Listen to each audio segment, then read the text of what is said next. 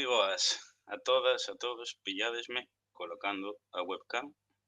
A ver se dou, que hoxe a teño un pouco movida, non sei por qué. Bueno, así. Aí vai. Así. Mais ou menos, eu creo que ben. Bueno, moi boas a todas e a todos. Neste novo directo, é o directo que se me pechou aí, é o directo número 3 esta semana. Lembrades que estamos coa campaña de visibilización do Reino de Galiza que organizamos conxuntamente co Departamento de Cultura da Deputación de Coruña. Tivemos unha conversa este pasado domingo con Anselmo López Carreira, onte con Francisco Rodríguez, e teremos a última desta campaña o xoves a vindeira semana ás 8:30 con Heitor Picallo, con quen vamos a falar dun tema moi interesante que é o ciclo artúrico e o escudo do Reino de Galiza, que eu recomendo vos seguir. Antes de que entre Lidia, moi rápido tamén, dicirvos que todo o contido que estamos xerando en Twitch queda subido na nosa canle de YouTube en formato podcast no iVoox. Entón, eu anímovos a que entredes no YouTube, busquedes Orgullo Galego, vos suscribedes e activedes a campá, e tamén nos sigades en iVoox, porque así xa vos notifica todo o contido. Temos ali máis de 55 conversas, estamos subindo vídeos agora tamén do Reino de Galiza, vídeos que estamos subindo primeiramente no noso TikTok, e nada, anímovos a visitar todo iso e a seguirnos en redes. E hoxe vamos a falar dun tema moi interesante que é dos ritos e mitos do tempo de defuntos. E para iso contamos novamente con Lidia, quen llevou a dar paso, que vexo que xa está aquí abaixo. Vamos a ver.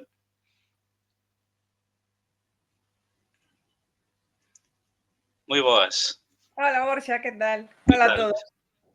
A ver se me ves ben, porque hoxe estou tendo, non sei se é do tempo, pero vaime o internet máis lento do normal. Agora mesmo ni sequera che vexo, pero escoitoche. Bueno, a ver se mentres me escoites é importante. Perfectamente. Pois tamén eu creo que vai internet un pouco mal, e vai un pouco lento, así que, bueno, espero que isto aguante ben, que este é o que ten o perigo destas cousas, que non é o mismo que presencialmente, que ali non nos podemos Claro. caer, pero aquí Pero sabes que pasa? Estamos en modo ánimas. Isto é como cando fas unha sesión de espiritismo. Me oyes, me oyes? Pois sí, non podemos igual. pois sí, pois podemos facer así. Pois, pois nada, benvida, é a segunda vez xa que estás aquí connosco, tamén para a xente que nos está seguindo, dicirlle que temos outra conversa con ela sobre o mito da figura da vella. É unha conversa que está subida en iVoox en formato podcast en YouTube, que eu recomendo ver.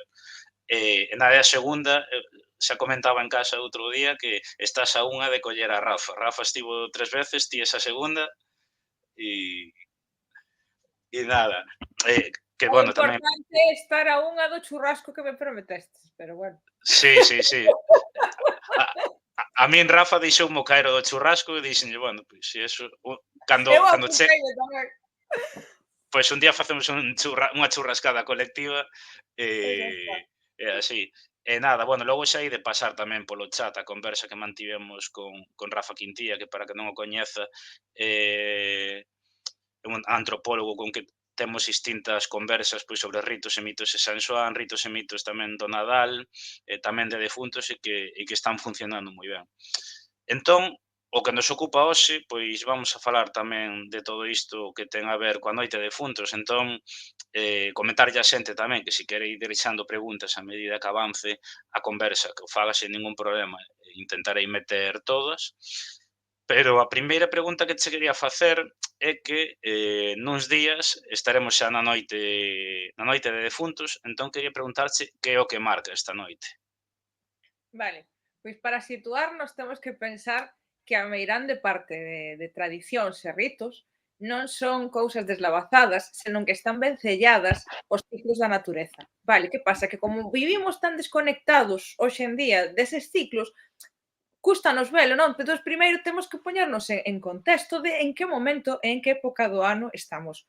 Defuntos marca a metade do outono, non? E na metade do outono pasa unha cousa curiosa, que se vos fixades, notarédelo, eu, desde que investigo e me fixo, sí que se nota. E os cambios que se empezaron a producir co equinoccio do outono, cando chega a metade do outono, fanse de repente moito máis evidentes. Entón, se vos fixades, por exemplo, ahora mesmo a caída das follas é moi evidente. Entón, Mm. eso que nos indica unha idea de morte. A vexetación morre. A maioría das colleitas, o seu ciclo xa rematou. Os animais, eso non o temos tan fácil de ver, pero é así. Cando entramos nesta época, os animais empezan ou a migrar, ou a hibernar, ou a refuxiarse nos seus tobos, nos seus agochos de forma máis clara, non están tan presentes no ecosistema. Eso tamén é unha idea de morte simbólica, vale? Os animais desaparecen da nosa visión, migran, hibernan, a hibernación é unha morte simbólica. Entonces, outra vez, a natureza nos está falando de morte, vale? Unha máis Mm. evidente, outra máis simbólica, pero estamos falando de morte. O sol vai a menos, está menos horas presente e ademais quenta menos. Entón, todo isto evoca unha idea de entrar na parte oscura do ano. O ano é como se se dividira en dúas partes. Igual que hai día e hai noite, pois no ano hai unha parte clara e unha parte escura. O que pasa en Defuntos é que entramos na parte escura do ano. Esa parte que evoca eso, morte, tebras, escuridade, fronte a parte que é luz, vida, fertilidade. Pois eso é o que estamos a piques de entrar. No tempo da morte e tamén no tempo das ánimas, vale? Que son moi importantes. Por que as ánimas? Para nós, na sociedade actual, son ánimas dos defuntos dos seres humanos que morreron durante o ano e agora nos lembramos deles. Pero esta festa, como iremos vendo, ten raíces moi fondas, moi antigas, non? Entonces, as cosmovisións antigas eran animistas. Que quere decir? Crían que todo na natureza tiña un ánima, tiña un alma. As plantas, os vegetais, os animales, nós. Entonces, estas cousas todas que acabamos de decir que morren simbólicamente, queda a súa ánima. Entonces rexeneraranse cando chega a primavera. Entonces é o tempo desas ánimas, non só as humanas. As ánimas da vegetación, as ánimas dos animais que se cazaron durante o ano. Entonces, o que intentaba o ser humano era que esas ánimas estuveran contentas para que cando chegara a primavera volveran a encarnarse, volveran a vegetación, volveran os animais para poder cazalos, entonces volve a vida. Entonces é tempo de morte, pero é tempo de coidar desas ánimas para que a fertilidade volva despois. Eso é o que marcaba o tempo de defuntos que estamos a piques de entrar. Que destacas moito a cuestión das ánimas, eu digo ánimas que non as meigas, que é algo que se está mesturando agora moito aí, Sí, digo que non ten é nada un que ver, tema moi importante. non ten nada que ver. As ánimas é, pois, o espírito que fai que algo este animado, efectivamente, que teña vida, é un espírito. Xa che digo, nas cosmoversións antigas, vínculo coa meiguería, ningún. Eso é un pouco New Age. O sea, Sí. é simplemente, pois, eso, quedan tanto as ánimas dos defuntos, das persoas, como as ánimas dos animais, as ánimas da vegetación, todo o que nos rodea ten un ánima, unha enerxía, un espírito vital. Simplemente pois, se refere pois, a esa alma que nos fai estar vivos, pero nada que ver coas meigas. Algo bueno, aínda que, tratamos o ano pasado con Rafa, e insisto, pa xente que está conectada, que é bastante xa, recomendo ver esa conversa que temos no YouTube. A xente sigue preguntarnos moito e ten moito interese nos ritos que hai asociados a esta data. Por exemplo, pois, eso, que papel cumpren as ánimas, as cabazas, o lume, todo iso un pouco, pois, que nos podes ir introducindo, aínda que logo vaiamos a debuxalo un poquinho máis, pois, para ir introducíndonos. Sí, a ver, todo ten un significado, non? Moitas veces foise perdendo o significado, non sabemos por que o facemos, pero o ser humano é un pouco reacio a perder os seus ritos e a veces fainos incluso cando non sabe o que significa, non? Pero eses elementos teñen un significado e por eso están aí. O lume, importantísimo, se te fixas o lume está presente en todas as festas. Que pasa? Que nesta notase máis porque é unha festa dunha época do ano na que hai escuridade. Entón, por eso se nota máis. pero está presente sempre. De feito, se te fixas os galegos, temos por costumbre celebrar as festas normalmente o día, a víspera pola noite. Entón, case sempre hai lume. En Entroido hai lume, en San Xoán hai lume, nos maios hai ritos co lume, sempre hai lume. Que pasa co lume? Pois o lume ten varias características. Primeiro, foi a primeira cousa que nos fixo humanos. Que, xa che digo, son cousas que hoxe en día temos que facer un exercicio para entenderlas, porque que vivimos tan desvinculados de todo iso que hai que facer un exercicio, pero foi o primeiro que nos fixo humanos, foi o primeiro que nos distinguiu do resto dos animales, a capacidade de facer lume. E arredor dele empezamos a congregarnos, empezamos a falar, empezamos a cociñar, empezamos a facer grupo, empezamos a facer sociedade. E despois ten outra característica, se os que me estades escoitando, se algún de vos tuvestedes a oportunidade algunha vez de quedarvos observando o lume, de pola noite encender unha fogueira, unha cheminea, unha lareira e quedarvos observando, o lume ten un poder engaiolante. Ademais, como se encendía pola noite, ten a capacidade de despertar a nosa parte máis simbólica e máis inconsciente. Por eso, ao redor do lume se contaban os mitos. Porque entre que estamos nese momento, entre que estamos medio, empezamos a ter sono, entre a vixilia e o sono, ese momento no que o cerebro empeza a desconectar a parte consciente e empeza a fluir máis o inconsciente, os símbolos. E xa o efecto do propio lume, todo eso leva a ese mundo mítico, a ese mundo da imaginación. Por eso é tan importante nos ritos o lume, aparte de todo o demais que evoca, que é a volta da luz e todo isto. Xa solo polo que vos estou dicindo ten unha conexión moi fonda co que significa ser humano.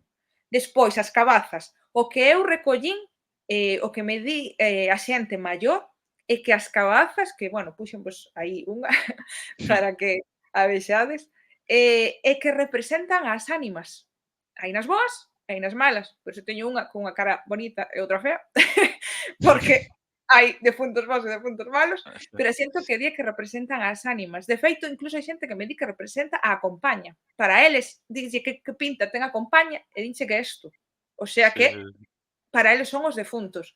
E despois, pois eso, esas ánimas o que nos recordan é que neste tempo todo está latente, todo está dormido esperando despertar, porque temos que pensar unha cousa, nos agora estamos enculturados nunha cultura cristiá que non contempla a reencarnación, a rexeneración, pero que nas cosmovisións antigas eso era básico. Entonces, o cristianismo tuvo que inventar, porque foi un invento bastante tardío, século XVII, me parece, o purgatorio para darlle sentido a esas ánimas dos galegos que pululan por aí. Entón dixeron, bueno, pois veña, inventamos o purgatorio e están pululando por aí porque están purgando os seus pecados. Pero que non, as ánimas para nós é ese momento en que xa morrestes, pero ainda te vas encarnar. Entonces, mentras tanto, permanece a túa ánima facendo diferentes funcións e por eso neste tempo pois é a presencia que teñen esas ánimas. Nós os galegos convivíamos coas ánimas, para nós era algo pois normal que existía xunto cos vivos, existían as ánimas. E falando diso, cumpre un papel importantísimo, e aínda hoxe en moitos lugares, precisamente os petos e ánimas, non? Que ten moito a ver co que ti dis. Eu, feito lembro o ano pasado estar por varias aldeas, e xusto por esta época que lles ixaban ali ofrendas, pois, comida ou incluso, bueno, candeas tamén, quero dicir, pois está moi ligado con todo isto que ti dis. Sí, de feito teñovos aquí unha cousiña por si salía o tema, e saleu, Vale. para ensinarvos. Isto é un limón, vale? Normalmente o que se pon nos petos de ánima son ou patacas ou millo, pero sérveme para ilustrar o que vos quero decir. Isto, se o vedes, son almiñas. Todo isto que lle sale ao redor son almiñas. Isto é, cando un froito, xa che digo, normalmente pataca ou millo, pero dame igual. Cando un froito sufre unha mutación que lle salen diferentes mini froitos ao redor que non chegan a desenrolarse. Seguro que un biólogo os polo explicaría mellor que a min, pero creo que pillades o concepto. Eso, se é unha mutación que salen diferentes froitos ao seu arredor, pois chamábanse almiñas. Eran os froitos preferidos para deixar no peto de ánimas. O sea que, por unha parte, estamos pedindo polos defuntos, pero por outra estamos pedindo pola fertilidade da terra, que é o que vos decía, que sí que hai un vínculo entre unha cousa e outra, esas ánimas, esa enerxía vital que nos trae boas colleitas. Entonces, pedíase polas ánimas, pero pedíase, mirade por nós, que teñamos o millo, que Sí, teñamos sí. boas patacas. Pero sí, sí, é que en Galicia eso conservouse moito e é difícil, porque xa che digo, non estaba ben visto, houbo que inventar o purgatorio para darlle un sentido, pero sí, nós conservámolo nos petos de ánimas. Si, eu animo a xente a que, si na súa aldea onde vive ten petos e ánimas, pois que mire, porque estes días seguro que aparecen máis cousiñas. A mí polo menos o ano pasado e xa o ano anterior pasoume de coincidir con algún que non había uns días anteriores e si había, pois nestes días previos, non? Claro. Em, no teu en cuanto ao teu traballo de campo, por ir profundizando un pouquiño máis, tes recollido algún tipo, bueno, pois, crenzas e tradicións ligados a esta data? E pois se nos podes contar algunha ou nalgún sitio que fagan algo concreto. Sí, a verdade é que teño recollido bastante, porque, eu son nacín en Portosín, nunha aldea de Portosín, na Silva, e ali conserva moito vencello co Munto da Morte. Entonces recollín bastantes cousas, no, do tempo de defuntos. Cousas que pasaban en defuntos. Unha, porque ali, por exemplo, é terra de mariñeiros, non os mariñeiros non podían, saír esa noite, a noite de defuntos, ao mar, porque creían que nas redes en vez de peixe, podías atrapar un defunto, que me pareceu fascinante. Falaremos da relación que pode ter. Primeiro contovos. Eso, non, agora, como me dixo un informante, agora esquecéronse de que non se podía e van igual. Pero a tradición era que esa noite non se podía ir, porque nas redes podía vir un difunto.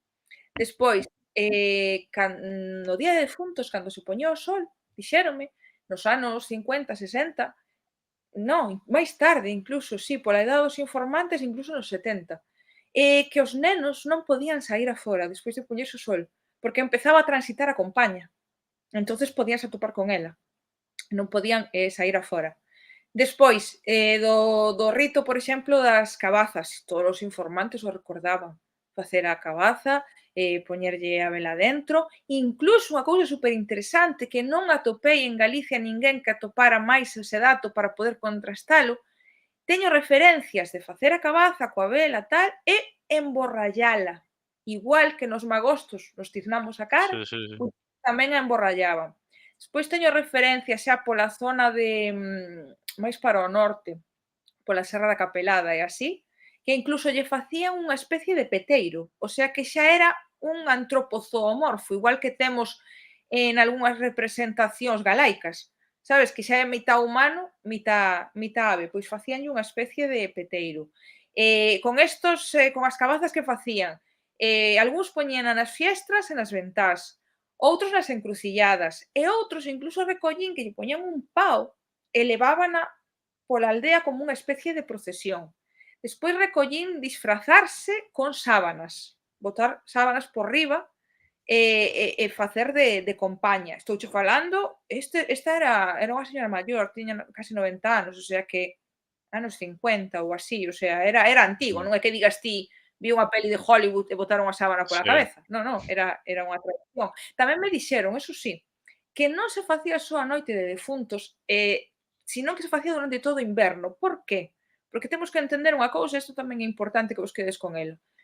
Antes falábase de ciclos. Ahora, como se foi perdendo a tradición, as cousas quedan reducidas a un día moi concreto. Este día facemos isto, pero que antes as cousas non eran así. Entroido non é un día solo. Entonces, defuntos non era, ala, hoxe solo facemos isto. Era empezaba en defuntos o ciclo da invernía. Entón, polo visto, facíano durante todo o inverno, ata Entroido, incluso, o das cabazas e todo.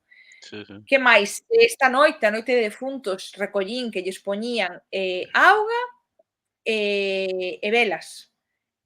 Pa que, non? Ou algúns sitios deixaban o lume encendido, pero o que eu recollín era, auga e velas. Auga para que beberan se tiñan sede, e velas para que atoparan o camiño, para que cada alma, atopara a súa casa e pudera vir visitar os seus defuntos. A min paréceme tradicións preciosas, todas, a verdad, porque aparte a xente cóntacheas con sentimento, sabes, cóntacheas crendo neles, nós ao mellor facémolo, pero eles cóntanche como que o creían, é unha chulada. No, é moi interesante porque o que estás comentando, por exemplo, nós temos publicado pois do que hai máis en redes en cuanto ao tema dos mariñeiros que non saían ese día en relación con Cambados, pero a raíz desa publicación, pois xente maior que decía, no, isto tamén se facía pois na zona do Grove, na zona da Guarda, no Baixo Miño, por Malpica e tal, ou sexa, é algo que posiblemente fose estendido nas zonas mariñeiras, non? Que tivese, aínda que agora pois igual falemos de sitios moi concretos, pero que tivese unha extensión maior. E logo tamén li eu hai pouco, non sei se foi nun artigo de Rafa, creo que sí, que co tema de deixarlle comida nalgúns sitios, creo que era en Portugal, pero non sei se por aquí, o de deixar as castañas e que o día seguinte non as comían porque pensaban que tiñan as babas dos defuntos e En todo iso. Portugal, Sí, en sí, en Portugal, Portugal era, ocorreu non? no Oeste de Vasconcelos. Creían que estaban babadas dos defuntos. Esa é a Sí, sí. expresión. Como que os defuntos claro, e a ver, pasa unha cousa, cando ti lle deixas un alimento a un defunto, e a un espírito, que sea, inda que ti pola mañán o vexas íntegro, e o que creen as sociedades antigas é que nós o que facemos para entender estes ritos é comparalo con sociedades que aínda hoxe en día viven como se vivía antes, entonces así temos máis datos. Pois sociedades que fan isto e que viven dun xeito, eso, nesas cosmovisións máis animistas, chamáns e todo eso, dinche que aínda que ti vexas o alimento enteiro, o que é a súa sustancia, o que alimenta, o defunto xa levou con el. Entonces, por eso está prohibido comer eses alimentos, porque non che van a aproveitar, vanche facer mal, porque o que é a enerxía, a sustancia, desapareceu. Entonces, pois, por exemplo, refírtese en cousas como esas. Non comas esas castañas que deixamos para os defuntos porque están babadas, caeulles a baba ou comelas, e vanche facer mal, pero esa crenza de que xa o defunto aproveitou a sustancia vital da castaña e a levou con el, por eso non se comía. Sí, sí, sí, sí, comentan por aquí, que cousa máis bonita, sí, a verdad que sí, é moi e é curioso, logo falaremos sobre iso, porque aquí temos a sorte de ter conservado todo incluso moito máis tardío respecto a outros sitios de Europa, pero sin embargo nos últimos 50 anos o proceso de desconexión con todo isto foi brutal, brutal. Pero pero bueno, tamén para iso están estas cousas, aínda que eu creo que, e diso falaremos logo, é complicado, aínda que intentes recuperar, eh, claro, nas sociedades anteriores a xente máis maior vivía, o que comentabas ti, non vivía e facía parte da súa vida todo isto. Entón agora igual recuperámolo dun xeito máis simbólico, facémolo simbólicamente, pero claro, hai unha ruptura aí en cuanto a esa percepción, a ese sentimento, non, respecto a todo isto.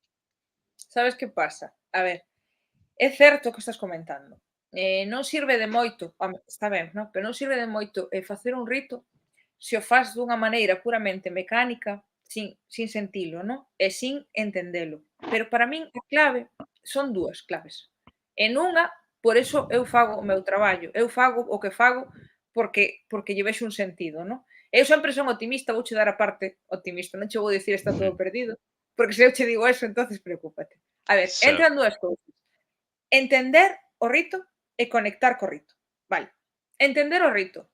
Para iso estamos nós, os antropólogos. Para min, o bonito do meu traballo é intentar decirvos que significa isto. Porque se o entendes, é máis fácil que o fagas. Se para ti non significa nada, se non entendes por que estás tallando un nabo ou unha cabaza e poñéndolle unha vela dentro non significa nada, é moito Mm. máis fácil que deixes de facelo. Cando vas facer e cando entendes. Se o fas, estás pensando no teu avó que morreu, non sei que, e che parece unha especie de homenaxe a el, pois é máis probable que o fagas. Ese é o paso un, o de entendelo. E creo que, pois, estamos facendo un traballo de recuperar tradicións e de explicalas e que a xente as entenda. Eu vexo que hai un interese da xente, non todos, evidentemente, pero si hai un grupo de xente que está facendo o que dis ti, non? Como dixes ti, fannos preguntas dos ritos, non sei que, a xente quere entendelo. Ese é o paso un. O paso 2 é conectar con el, co sentimento que produce. Nós, os antropólogos, chamamos a cosmovisión, non? Pois volver a ter esa cosmovisión. Eso é máis difícil, pero tampouco está todo perdido. Eso forma parte de que, o que vos decía, estamos desvinculados coa natureza. E a natureza é a que lle dá sentido a estes ritos. Entonces, se nos desconectamos dela, desconectamos este rito. Pero eu vexo que a xente si está querendo volver a conectar coa natureza. Cada vez hai máis xente que quere de algún xeito conectar con ela, xente que volve ao rural, xente que busca outro estilo de vida. Entonces, se vamos conectando coa natureza outra vez, e se vamos entendendo os ritos, é posible volver a sentilos, e se os sentimos, pois seguirémolos facendo. Convencíchesme, convencíchesme, e mellor eses apuntamentos positivos. Eu creo que foi na conversa con Rafa o ano pasado que ou noutra que lle vin a el que lle preguntaban: "É posible soster todo isto que había ata hai pouco?" E el dixo categoricamente: "Non." Algo así, foi unha resposta así, porque a sociedade vai evoluindo, bueno, ese tipo de cousas, non? E me hai un Pero tema que espera, comenta. vou facer un inciso. Eso de que a sociedade vai evoluindo é certo, pero cara a onde evolúe tamén Claro, podemos decir algo nós. Quero decir, pois non sí, temos que ter unha visión catastrofista de estamos condenados a esta era posmoderna, posindustrial, non sei que. Se algo sabemos os antropólogos é que a cultura fai nas persoas. claro. Construímola nós, non estamos abocados á catástrofe. No momento que, a ver, sí que están aí os que nos gobernan que teñen un pouquiño máis de peso ca nós, pero bueno, a xente pode construir o futuro, non estamos abocados a nada. O sea, vale, evoluímos, pero cara a onde nós teremos algo que decir, tiña que decir. Pois sí, moi de acordo. Bueno, e tamén é certo que ao final isto non é todo estático dende hai 10, 15 séculos, as cousas foron evoluindo tamén, non significa que, quero dicir, cousas pois que igual existían hai 70 anos, pois igual eran de outro xeito hai 5 séculos, non? Quero dicir, ao final a cultura non é Exacto. estática, vai mudando, concordo en que nós tamén podemos decidir cara a onde vai. E hai un tema que comentan aquí que é moi interesante, que é que o problema tamén é que a relación coa morte tamén cambiou, e é así. Certo. Eso vese moito, por exemplo, xa desde pequenos. Antes os nenos convivían coa morte e non pasaba nada. Ninguén quedou traumatizado por convivir coa morte. De feito, eu sinceramente vexo sano que ti dende pequeno entendas que existe unha cousa que se chama morte e que non o vexas de maneira traumática. Agora queremos aillar tanto, protexer tanto, que convertemos a morte en algo tan tabú, tan pero bueno, é que xa non só a morte, o envellecemento. Vivimos na sociedade da eterna xuventude. Sí, Entonces, vivimos desconectados de todo o que é mira, dicíamos ao comezo que esta é a fase na que a natureza esmorece, non? O ser humano é un reflexo, o ciclo humano, do ciclo natural. E nós desconectamos de toda esa parte de decrecemento, non queremos saber nada, nin de envellecer, nin de morrer. Entonces, claro, desvinculámonos deso. Eso sí que é certo que a sociedade, tal como está montada agora mesmo con esa superficialidade, sí que ten eso, pero volvo a decir, non é todo o mundo. Entonces, bueno, podemos crear outra cousa. pois sí, totalmente de acordo. Unha pregunta que non che podo deixar de facer e que ao final xera moito debate e, bueno, ten moito máis trasfondo ao final que o simple nome, non? É que recentemente está a gañar forza o termo Xamaín. Em, aí polo medio aínda está a usarse, pois, dende algúns espazos o de Halloween, pero, bueno, sí que é certo que colleu moitísima forza o termo Xamaín. Eh, Temos formas populares como a de defuntos, Noite das Ánimas, Noite dos Mortos, non? Entón, ti como persoalmente como lle chamas, e que opinas, de todo isto? Porque ao final arredor disto hai moitísimo debate, non? E xa entraremos logo en que moitas veces denominamos Xamaín máis, o que é a celebración está a ser, pois o que se fai con Halloween, non? Entón, un cambio de nome para seguir facendo o mismo, pero bueno, históricamente pois temos uns xeitos populares e chamarlle ti como móllate neste tema. Voume mollar, non te preocupes. Eu chámolle defuntos porque é como me chamaron desde pequena. O sea, eu creo que cada un teñe que chamar como lle enseñaron na súa casa desde pequeno. A min sempre se chamou defuntos e para min é defuntos. Eu, personalmente, o que opino, eu respeto calquer nome que sexa tradicional. Se na túa zona lle chaman Noite de Ánimas, Noite dos Mortos, Noite dos Caracús, Todos os Santos, o que sea, eso é como se chama na túa cultura. Vale. O de Samaín, para que vamos a importar un nome cando xa temos un. Eso é o primeiro, non o entendo. É como se rebautizamos o Entroido e collemos de repente lle chamamos Mammers. Por que o nome inglés? Que no contexto céltico chamanlle Mammers. É que? Pero para nós é Entroido. Eso é o primeiro. Segundo, importantísimo que dixestes, quitastes as palabras da boca.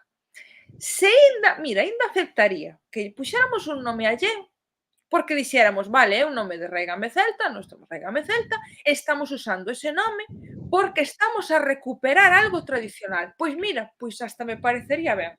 Non é o nome tradicional, eu chámolle defuntos, penso que hai que chamarlle con nome tradicional, pero mira, pareceme ben.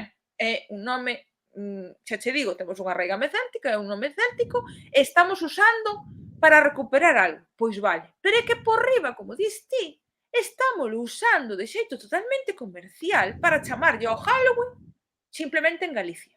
O sea, entonces ves paquetes de hotéis e de non sei que que che venden o Samaín e un Halloween totalmente e chamase Samaín. Pois Sí, sinceramente sí, sí. non estou de acordo. E ademais, claro, eu quero, bueno, tamén a xente que está conectada pode comentar no chat, pois como lle chaman na súa zona e que opinan de todo isto, pero Sí, claro, eu entendo que por unha parte todo iso naceu, pois creo eu cunha vontade positiva de intentar dicir, che, aquí Halloween non, que temos as nosas propias tradicións, os nosos propios ritos, non? Entón hai ese creo eu, esa parte positiva, pero claro, o problema que o facer todo tan de xeito superficial, sin profundizar, sin moitas ocasións contar con expertos que coñezan o tema, ou incluso sin ir a antropólogos, coa xente maior da túa zona, que seguramente é moi sinxelo xuntarse coa xente máis maior, que facía dese pequeno? Bueno, pois un poquinho eso, e logo cos antropólogos para darlle un contexto, pois quizáis máis darlle contexto a todo iso e darlle un significado, non? Eh, o pero que o que claro, dis ti, sí, sí. perdón, interrompi. No, di, di, Que di. que é o que dis ti, a idea en orixe foi boa, aí estou de acordo contigo, vamos a buscar un nome propio para chamarlle algo propio, pero é que non se está facendo eso, é unha Claro. meirande parte das ocasións, na grande maioría vexo que se está usando para chamarlle ao Halloween. Se fora Sí. coa idea que naceu, de verdad que estaba totalmente de acordo, pero é que ao final non se está facendo eso, entonces Sí, sí, e logo, claro, ves por sitios Noite Meiga, que non ten nada que ver, claro, con esta época, ah, desfiles, claro, e ao final témolo moito, quero dicir, é o que comentaba ao principio, aquí aínda temos a nivel, creo eu, cultural, tradicional, por ese tardío proceso de industrialización, ao final o mundo rural chegou moito máis tarde, non? Noutros sitios todo isto desapareceu no século XIX, aquí ainda chegou outros anos 70. Entón temos a facilidade depois que se conservou todo isto e temos aínda todas esas fontes para poder recuperalo e darlle un pouco máis de rigorosidade, non? Pero é certo que ao final estáse facendo todo un pouco así, sen maldade ningunha, pero ao final, claro, estou eh, de acordo, si, si, xa che digo, eu penso que efectivamente a idea en orixe foi boa, incluso se meteu nos coles con esa idea, pero que ao final sí, a maioría dos coles están facendo un Halloween, o sea que sí, foi en orixe boa, pero non se está facendo. De todos modos, tes ti razón no que acabas de decir, que temos un montón de sorte, pero moitísima, de que se conservara durante tanto tempo, porque precisamente nos conservamos o vencello coa natureza durante moitísimo tempo. Incluso chegou a industrialización e nós seguimos conservando ese vencello. Ese vencello rompeuse hai 2 días, e que aínda está aí, o que dis ti, non fai falta ir a sí, un sí. antropólogo. Fala cos vellos e vancho contar. Sí, sí, mira, nós hai algo que levamos 3 anos falando nesta época sempre do tema do colar de zonchos, non, das castañas e tal, e a raíz iso, pero dúcias e dúcias e dúcias de persoas maiores que lembran diso de cando eran pequenos. Entón, é como que lle fixo recordar todo iso e moita xente pois dixo, bueno, pois agora vouno facer cos meus netos, voullo explicar aos meus fillos. Entón, quero dicir, inda hai ese substrato aí, inda hai ese interese, esa xente que ten esa memoria e que é tan sinxelo como moitas veces, pois, refrescarlles un pouco a cabeza ou sacarlle algo que lles faga lembrar a súa infancia, non?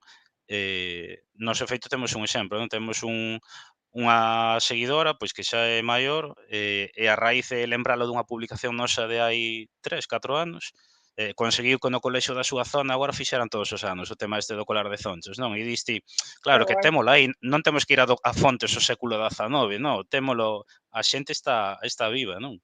Exacto. Ves, pero ves como hai esperanza? Eu o que Sí, vexo é unha cousa. Hubo unha época cando empezou a industrialización forte, anos 70, 80, sí que parece que a xente lle meteron na cabeza que isto todo era unha vergonza, vale? E a xente como que empezou a avergonzarse. Pero agora xa, a xente que está vindo agora empeza a ter curiosidade e empeza a querer recuperar, xa non se ve como vergonza nin moitísimo menos, xente da nosa sí, xeración todo o contrario, vémolo con orgullo. Entonces están empezando a cambiar as tornas, por eso eu vexo esa esperanza. Houbo un tempo que si foi de vergonza, de atraso, de superstición, eu que sei sí, cantas etiquetas máis, pero agora non, agora empeza a ser algo máis de orgullo propio, de tradición, de sentirme vencellado coas miñas raíces. Está pasando eso, que a xente que descobre eso, que fala cos maiores e o conta, pois vai poñendo o seu granciño de area para volver o sea que hai sí. esperanza. Sí, sí, sí. Comentan por aquí, en Viveiro seguise facendo sempre, entendo que o colar de zonchos. No meu cole de pequeno facíamolo, e segue continuar. Din por aquí, eu creo que se trata de ir máis alá, todo isto máis alá, todo isto está nos arquetipos humanos e no inconsciente colectivo e invítanos, como apuntaba Lidia, a poñernos fronte a fronte co inherente aos ciclos naturais. Eh, Totalmente de acordo con esa frase. sí, É sí, sí, sí, é que sí. o único que estou facendo eu é poñer en palabras, poñer na conciencia algo que xa está no noso inconsciente colectivo, eso está aí. Todos Sí, temos eso nas nosas tradicións, na nosa memoria, no noso recordo, é o que se chaman os arquetipos.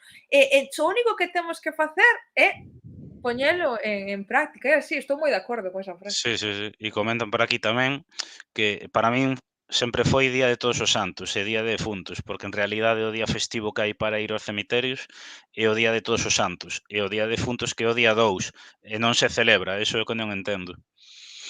É que é verdade, a verdade é que está mal montado, eh.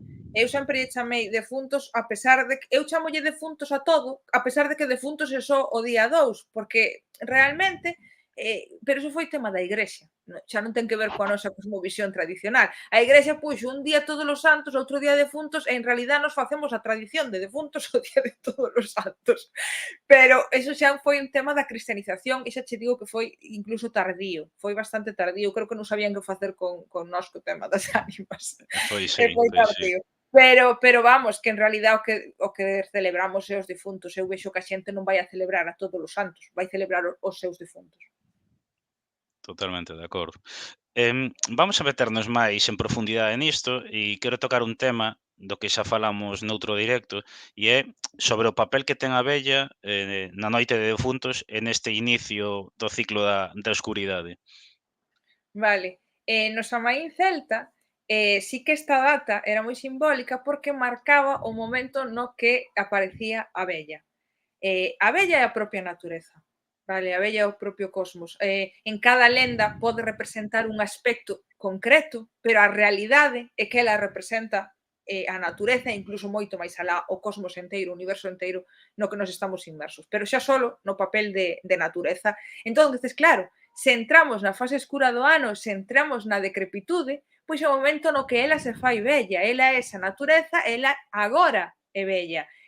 Hasta o de agora foi unha moza, a Moura con longos cabelos, fermosa e tal, eso é cando a natureza está no seu estado de plenitude, cando a natureza entra no inverno, faise bella. Entón, ela, a partir de agora, crea o clima invernal, toda a climatoloxía que ten que ver co inverno crea ela, pero ten un vencello moi importante co sol de inverno.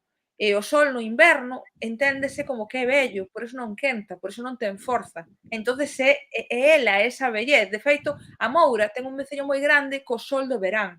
Ela peitea os seus cabelos loiros ao sol e moitos informantes din que o propio sol está no seu cabelo, que brilla, son os rayos de sol, o que quere simbolizar esa melena loira que brilla tanto son os rayos de sol brillando con forza. Sin embargo, cando é bella, pois xa é unha velliña que o sol non quenta e xa che digo, crea xiada, crea todo o clima invernal.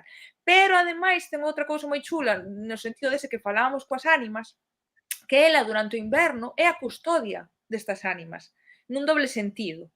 Na natureza, porque todas as ánimas da natureza volven ao seu seo. A vexetación caeu, tal, está en forma de semente, está baixo terra, está no ventre da terra, volveu ao seu seo. Os animais que están hibernando están nun tobo, están nunha caverna, están baixo terra, están no seo da vella, o sea, volven a ela e ela custodia as súas ánimas ata que volva a vida. E as dos humanos tamén. Temos condenas eclesiásticas feitas polo propio Papa no século XIII que decían que esta manda de defuntos, que nós solo conservamos o recordo da manda de defuntos, pero no século XIII xa se fixo a condena de que esa manda de defuntos iba procedida pola vella, o sea, é ela a que nos trae as almas dos defuntos, e a levaba polas casas para recoller as ofrendas que lle deixaba a xente nas casas, porque ela, no seu aspecto bello, é a deusa da morte, é a deusa do umbral, de feito, témola representada nos umbrais das mámoas, por todo o contexto donde hai megálitos, ela aparece, feito en Francia e na Bretaña, si, aparece o corredor da mámoa, sí? E despois é a propia mámoa. Xusto no umbral, donde pasas de corredor a mámoa, hai representacións que nesas zonas, en Francia, é unha muller. Son 2 peitos e un colar. En Galicia, ten forma de serpe. Por exemplo, no lago Castiñeiras, na mámoa do rei, pois é unha mámoa de Sí. corredor, empeza despois o que é a cámara, e no umbral hai unha serpe.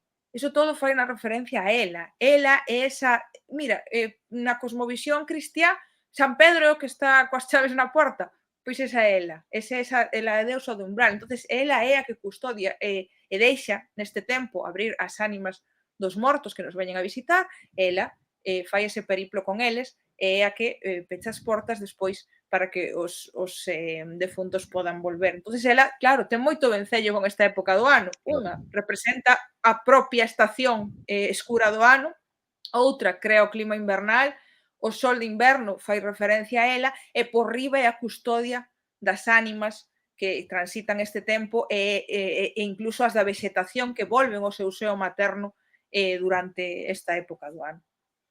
Ten moito traballo nesta época, eh? Sí.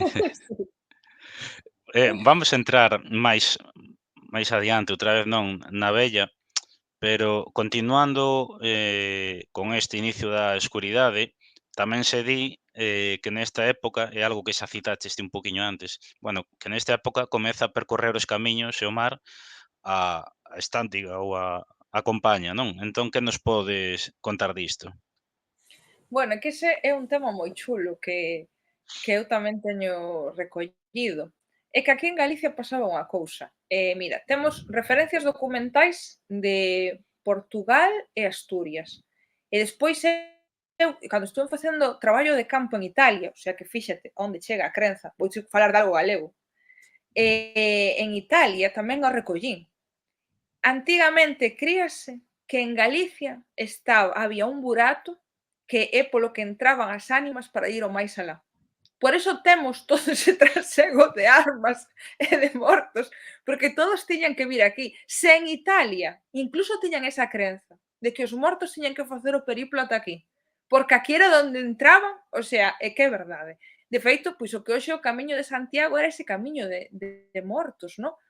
Nós Sí, sí. peregrinamos os vivos recreando ese camiño que facían os mortos. Entonces, eso cando é por terra. Pero despois está o tema do mar, que tamén é moi importante. Antigamente o alén accedíase por mar. E nós estamos nun Finisterre. Estamos nun Finisterre atlántico. Na Bretaña, por exemplo, consérvase tamén esa tropa de mortos, pero que ali incluso conservaron un detalle chulísimo, que hai un barqueiro que embarca esas ánimas e o leva alén. Aquí eu non recollín o do barqueiro directamente que leva as ánimas, pero si recollín o de poñerlle monedas aos mortos nos bolsillos, para que? Para pagarlle ao barqueiro. Que barqueiro? E xa non che saben explicar máis, pero Sí. estamos falando do mesmo. Entonces, esa estantiga, esa compaña, ese trasego de mortos, que a min pareceme algo chulísimo pensar que Galicia fora a entrada ao máis alá, que me parece maravilloso, e por eso conservamos tanto ese vencello coa morte temos a ese trasego de ánimas que din que pasa, que só os galegos ven os mortos, e que estábamos no lugar que toda Europa consideraba que era a entrada ao máis alá. E eu non sei se ten que ver, pero bueno, consérvase, non? Por exemplo, na illa de Onson dicían que iban dende a Lanzadas a Compaña, non? Que se recollen por ali. Incluso non sei se o que é o buraco do inferno que hai alá na parte de atrás da illa de Ons ten algo que ver con todo isto. Incluso creo que eran as Sisargas, bueno, todo por aí, hai lenda recollida relacionado con todo isto. Casi todas as illas, nas CIES, nas ONS, o que dis ti, Sisar, e hai outra máis. Bueno, pero en casi todas as costas, en casi todas as illas, temos o recordo de que a compaña ou salía da costa ou iba, o sea, que ese recordo de que o alén chegábase por mar, entonces a compaña vai por terra facendo o camiño ata chegar aí a ese limiar, e entonces é cando a compaña embarca para ir a unha illa mítica que é o Alén. A mí parece precioso. Sí, sí, totalmente.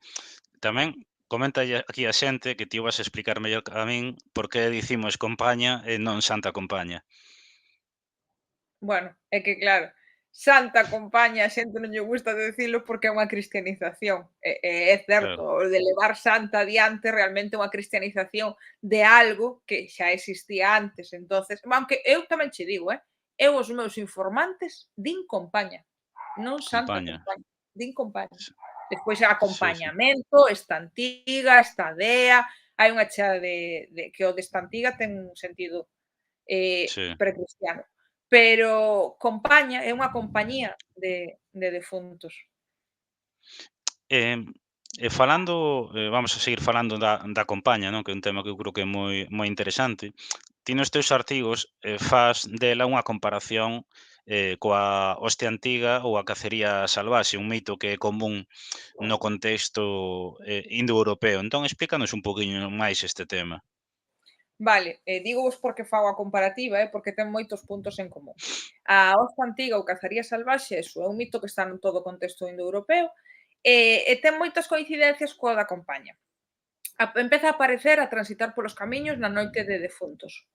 É unha procesión de, o que pasa é que a deles é máis salvaxe, a nosa é moi caladiña, pero a deles é máis salvaxe, que de espíritus de defuntos. Hai os seres míticos que son os que guían, igual que eu vos decía que a vella guía os defuntos, pois hai seres míticos que os guían, pero son ánimas humanas e animais. Entonces, se a ves é un agoiro de morte, igual que pasa coa compaña, se a ves estás condenado a ir con ela a non ser que te protexas de algún xeito, coa compaña pasa o mesmo, se non te protexes estás obligado a seguilos na comitiva. E a compaña, cando se topan con un vivo, entréganlle a cruz para que os siga. E na cacería salvaxe, normalmente, a caza salvaxe ou hoste salvaxe ten dúas variantes, vale? Nunhas son exércitos, hoste antiga, hoste é un exército, e son dous exércitos enfrontados. E a cacería salvaxe é unha cacería, e tamén hai dous bandos, non? O que persigue e a presa. Ven sendo o mismo, pero ten esas dúas variantes. Entonces, na que é unha presa, normalmente cazan a presa e córtanlle unha pata ao animal. E esa pata é a que lle entregan ao vivo. O sea, é o mesmo, pero sin cristianizar. Saen a mesma noite, empezan a salir defuntos toda a invernía, velas é un agoiro de morte, transitan polos camiños, e se os ves tes que unir a eles, o de entregar algo ao vivo é realmente o mesmo. Eles inclúen que tamén son os creadores do clima invernal. Vale, cando hai treboada é a cacería salvaxe con ese estrondo salvaxe, ou esa hoste pelexando, que é a que crea o clima invernal no seso. Eu nunca o recollín, pero todo o demais é idéntico, e incluso o nome, isto dixo xa Alison Tolosana, o antropólogo. Esta antiga é hoste antiga, que é un dos nomes da cacería salvaxe, hoste antiga, que se lle dá por toda Europa. Entonces crese que esta antiga provén de hoste antiga, o sea que o vencello, entonces digamos que ese mito indoeuropeo sería un pouco a parte precristiá da nosa esta dea. Este é un tema moi interesante. E eu lendo sobre o que escribías, non, chamoume a atención, por exemplo, que cando falas a hoste que son vistos como un exército pantasmal, non, como dous exércitos enfrontados, dicías que un vai precedido pola vella e outro polo vello. Entón quería saber quenes son este vello e esta vella. Claro, é que a ver, ten unha explicación todo o mito da cacería, non é unha cacería que sale por aí, ten unha explicación e aí é onde intervén a parte mítica do mito e é o que a min me apasiona, non? A min xa sabedes que o meu é intentar descubrir que significan os mitos, que significan os ritos, entonces aí a cacería salvaxe danos un significado precisamente a partir destas dúas personaxes míticas. Primeiro vou explicar cal é cada unha, que é, e despois digo o que significa. Se a bella é a natureza, é o propio cosmos, o vello é todo o malo que hai nel.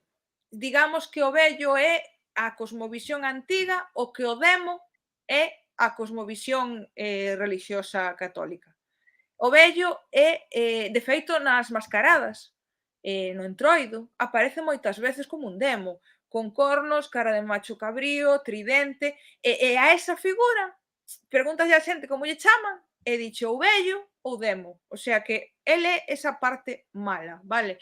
Normalmente é un ser luxurioso, moi perverso sexualmente, é un ser que bebe demasiado, que come demasiado, isto vese no entroido, o sea, todo o que o ser humano consideraba que non era bo, todas esas características as ten el.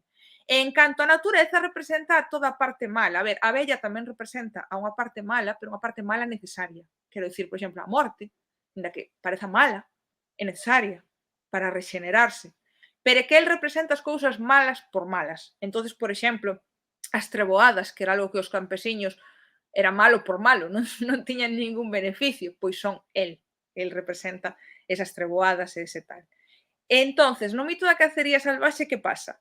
Ele, normalmente, el vai nun exército, custodiando un exército, el a outro. Cando é unha cacería, el é o cazador e ela é a presa. Entón, normalmente vaina perseguindo de forma luxuriosa, quere un encontro sexual con ela que ela non quere, entonces por eso a persegue. E que significa eso que é cada un? Pois ele é o sol. De feito, nos mitos vikingos dice claramente que nesta época do ano o sol para eles tiña que facer o mesmo percorrido, solo que no inverno fai moito máis rápido. Fum, por eso son menos horas de luz e corre moito polo ceo, porque ela vai correndo todo o tempo para escapar del. E de feito, el vai acabar por alcanzar, que é no solsticio de inverno. No solsticio de inverno gañan as tebras. E os mitos vikingos así o din, ele é un lobo, vai cazando todo inverno, no solsticio por fin a colle. Pero colla só, ela morre, pero só para rexenerarse. A partir de aí renace, volve a ser nova e vai crecendo, van crecendo os días, entonces chega o equinoccio de primavera e cando eclosiona.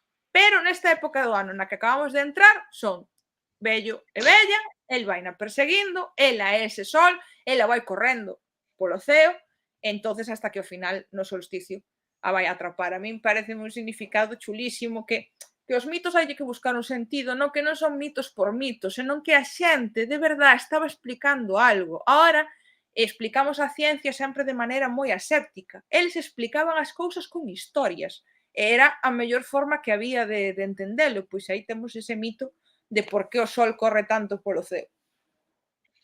Pois sí, é un tema moi interesante e que quería seguir profundizando porque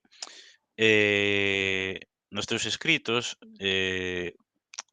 hai algo que eu creo que é importante destacar é cando falas de que en algunhas ocasións esta hoste que son vistos como unha cacería no que os cazadores toman forma de homes lobo e a presa de bueno, a presa que é unha muller creo que sí, non unha muller de cerva branca. Sí, E, sí. e a min eso lémbrame, porque aparte estiven por ali fai pouco, non? Que ti fas precisamente unha referencia, entendo que se pode haber unha similitude, non? A lenda da caza da cerva branca de Doirás, ali nos Ancares, onde hai un castelo que moi fermoso que eu recomendo eh, ir a visitar. Bueno, agora non se pode ir a visitar porque está en rehabilitación, pero que recomendo ir a visitar.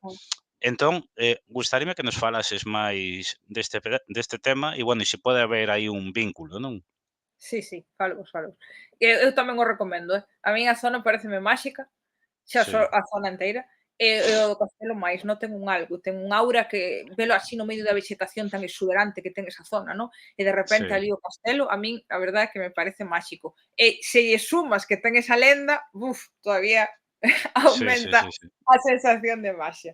Vale, eu cando estiven por ali, estuve non sei, fai 2 anos, xusto antes da pandemia, recollín unha versión da Lenda da Cerva que me deixou fascinada, porque a fai todavía máis semellante ao mito da cacería salvaxe, que coñecemos todos é a de Carré Alvarellos, vale, que foi o que a recolleu e a popularizou.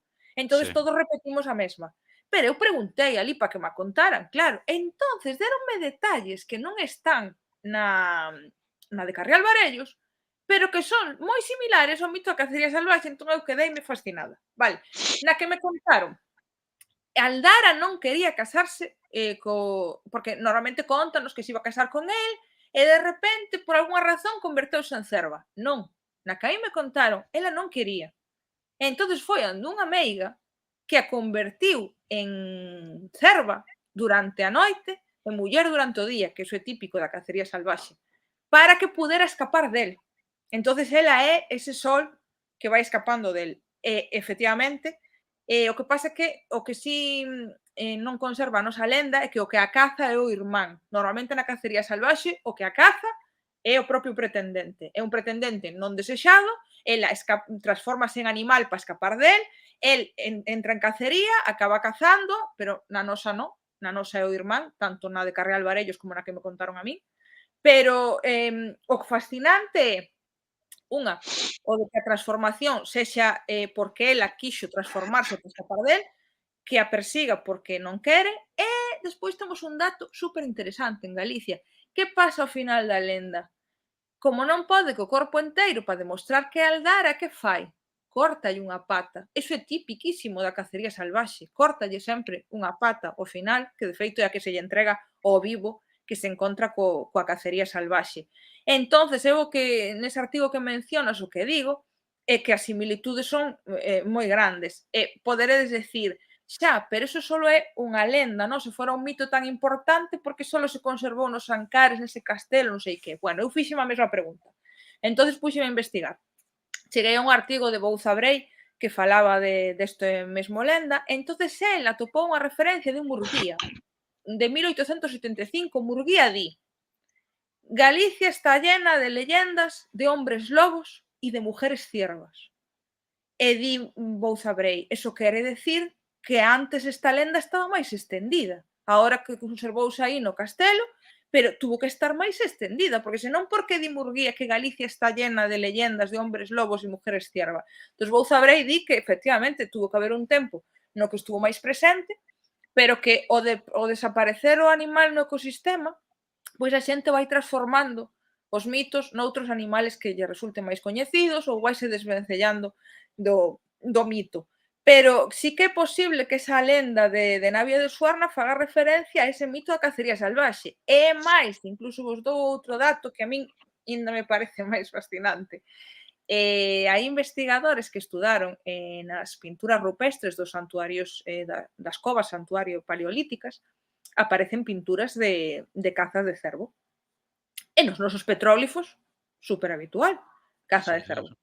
Pois hai investigadores que din que xa dende aquela, xa dende a prehistoria, estaban representando este mito, que o cervo e o sol, e a caza do cervo e esta morte do sol ao final do ciclo, para que despois volver a xenerarse e que volva a primavera. O sea que, se fora así, xa sería fascinante, non? Porque teríamos unha explicación incluso nos nosos petróglifos. Pero bueno, habería que demostralo, pero dende logo é un indicio chulo.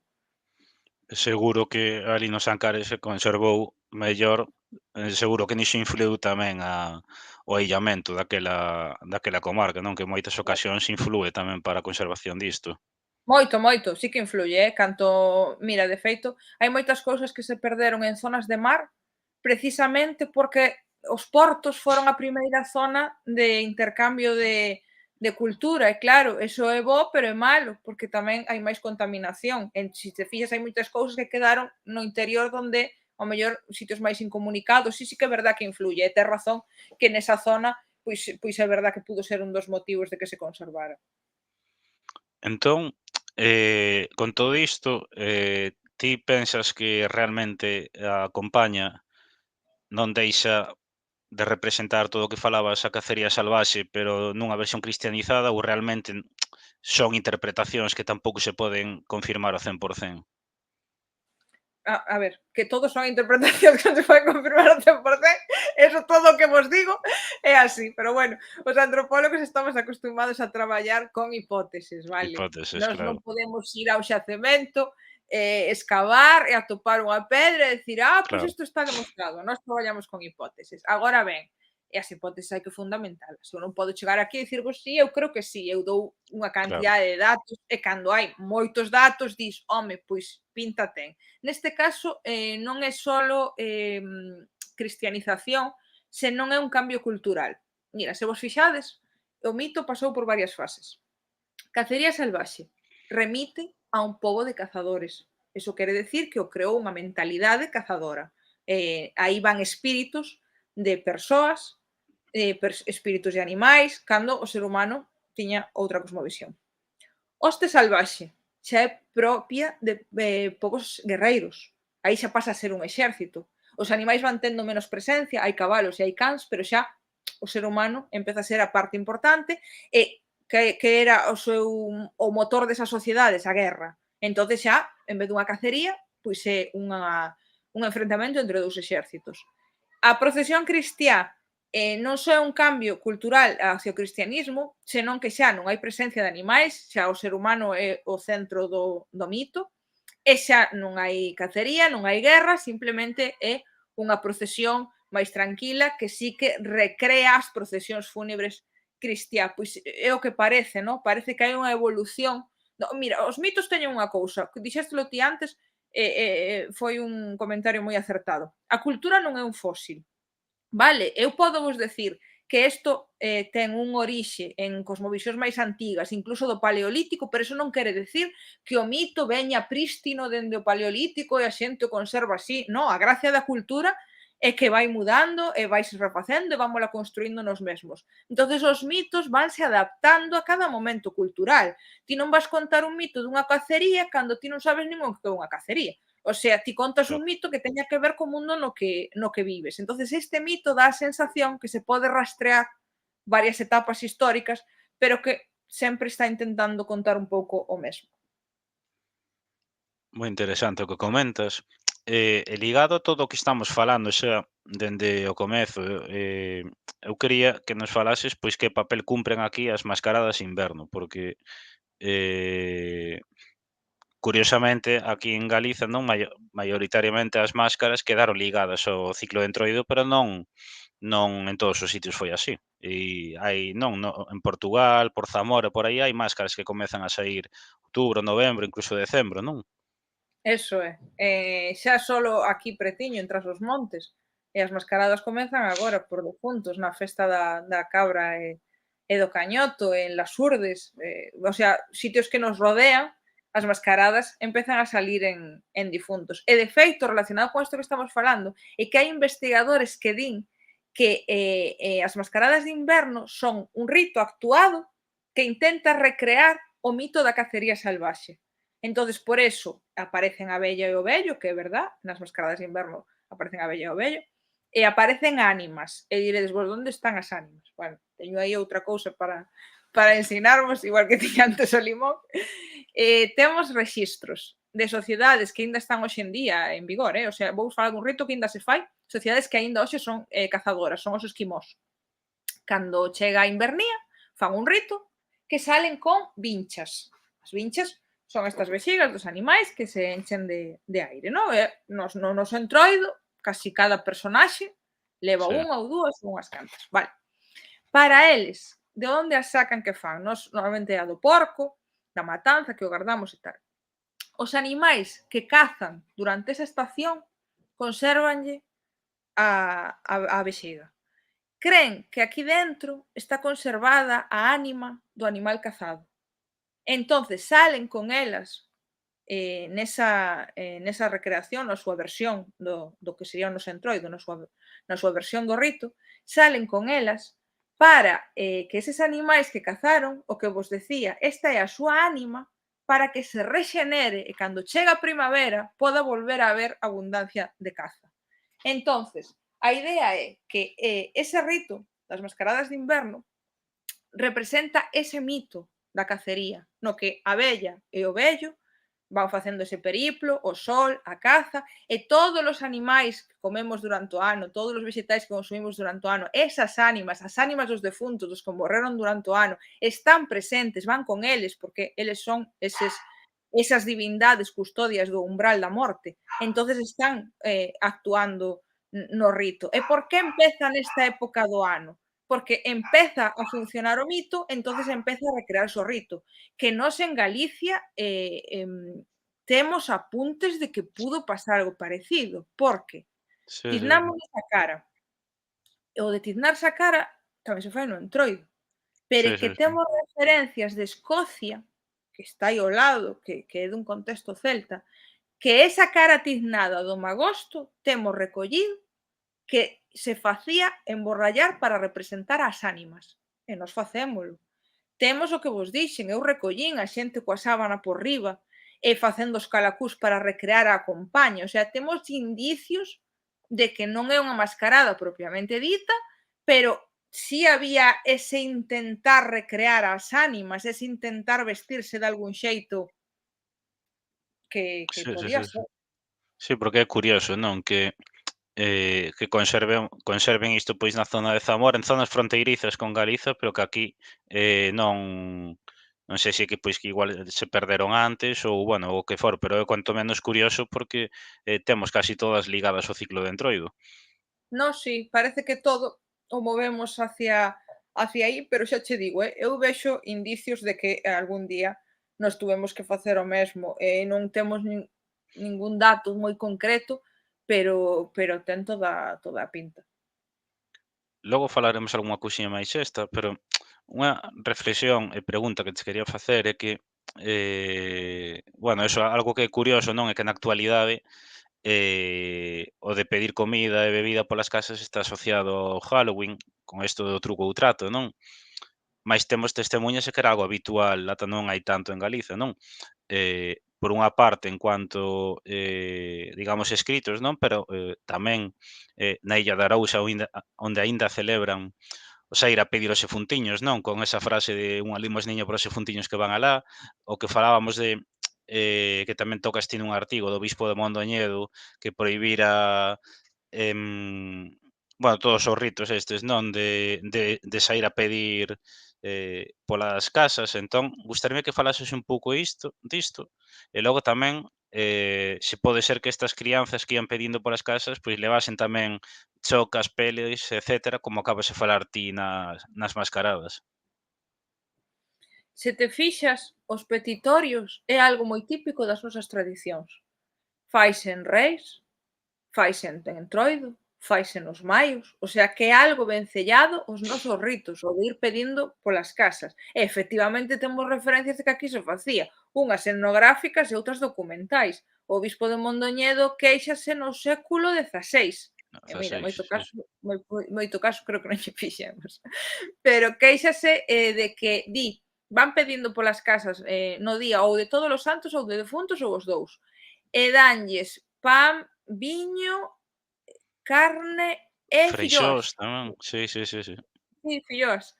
Que me fai moita graza porque é algo que temos vencellado ao Entroido e dábanllo en difuntos. O sea que estamos falando dun ciclo, ¿no? O ciclo da invernía. Entonces, se sumamos que eso é a versión do que hoxe é o truco o trato, pero é o mesmo, ¿no? A cambio de doces, porque, a ver, hai que entender unha cousa. Normalmente, e pasa no Entroido, de feito, estes petitorios polas casas, o que che dan é unha beizón.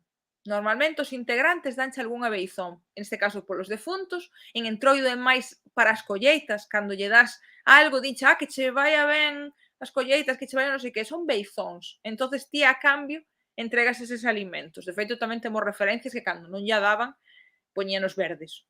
non só ás colleitas, senón ás veces a infertilidade, en plan, pois co teu marido sexa impotente, cousas así. Entón, se lles das hai beizóns, e senón, pois hai así un pequeno escarnio. En este caso, pois todo vencellado aos defuntos, pero é o mesmo, é a mesma dinámica, non? Entonces, se xuntamos, temos o petitorio, que xa che digo, quedou reducido ao truco o trato, pero iso é unha beizón a cambio de algo tal. Temos o petitorio. Temos o que vos dixen que o recollín de poñer a sábana, temos o de tiznar a cara, eso todo é o precurso tradicional do que hoxe se fai no Halloween. Estamos a falar das mesmas dinámicas. Cámbialle os tempos, cámbialle o cine, que agora o Halloween está moi influído polo cine, cámbialle o que sea, pero estamos a falar da mesma dinámica. Logo, o que me preguntabas de se podían levar máscaras, pelicas, non sei que. Hai unhas fotografías do Samaín nas Illas Hébridas, todo ese contexto das illas do norte de Escocia, do Samaín dos anos 30, que ás ves teño colgada no blog en algún Sí. artigo que se alguén lle interesa, eso é un entroido galego. Eso é uns con pelicas, outros coa cara tiznada, outros cun pano, outros con roupas vellas, outro o das pelicas con cor non sei que, e que é exactamente o mesmo. O único que non hai, e isto é importante, chocas. Eu creo que as chocas sí que non as habería. Penso que as chocas son máis propias do entroido, e dirás ti por qué? Normalmente o que temos recollido na cosmovisión tradicional é que as ánimas moléstalle os ruídos fortes e os cheiros fortes. Iso é o que facemos no entroido, ruídos moi fortes e cousas que cheiran moi mal. Moi Que forte. pois Sí, sí, sí. tradicionalmente usábase moito a bosta e tal, porque o entroido é o final deste ciclo. Aí xa queremos que as ánimas marchen, si, estuvo moi ben que nos acompañaran durante o inverno, pero ahora xa que marchen, que volvan a encarnarse, que volvan a traer a fertilidade á terra, que volva a vexetación, que volvan os animais que saian de hibernación, queremos botalas. Entonces aí cando facemos moito ruído e cousas que cheiran mal, o sea que é probable que as chocas non as usáramos hasta o final. Pero o resto, sí que é probable que esa fora pois a mesma roupa que se usaba no entroido, pois a mesma que se usaría en toda a invernía. Eu lía hai pouco un artigo sobre o que comentaba eu da Illa de Arousa, non? Que falaban de que é tradicional dali, pero claro, posiblemente o que falamos antes, alí mantívose, pero fose algo xeralizado, porque tamén sí que se falaba que nos anos 30, 40, 50 en moitos outros sitios aínda a xente saía a pedir, non? E é Sabes que curioso, pois, que pasa? alí sí, Que agora temos un problema. Eu fíxome que a xente usa como algo identitario, que tamén o entendo, non?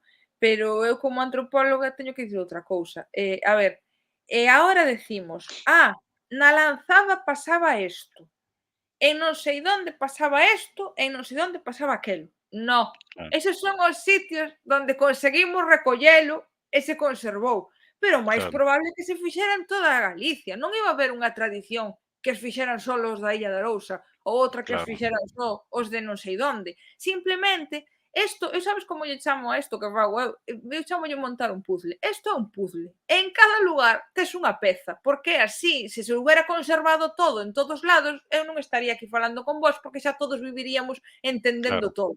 Entonces son pezas, aquí hai isto, aquí hai aquel, pero o que non hai que confundir é con que isto só se facía non sei donde, que se a xente que é dali gústalle como se fora algo propio, pero en realidade non podemos confundir con que eso só se facía aí. claro. Encontramos o dato aí, pero non quere decir que só se fixera aí. Sí, sí, sí, sí. Pásanos a nós co que comentaba antes, do colar de zonchos, non? Pois que nun concello dicía a xente: "Si, aquí facíamolo tal", e unha persoa do concello ao lado dicía: "No, aquí eu non escoitei eso nunca, así que debe de ser doutros sitios", e non ten por que ser así, ou sexa, é máis cando neso en concreto, ao final ves que hai xente que se lembra, na Terra Chá, no sur de Ourense, nas Rías Baixas, nos arredores de Coruña. Claro, eso non é que estivese aillado nesas zonas concretas, Claro. posiblemente aí mantívose máis, pero fose algo común, non? Aparte, todo depende canto atrás te vaias. Eu recoñezo que eu son dos antropólogos que me vou moi atrás. A ver, se queres recuperar a Galicia dos anos 50, pois sí, efectivamente, colles e dis, pois isto conservouse aquí, aquí e aquí.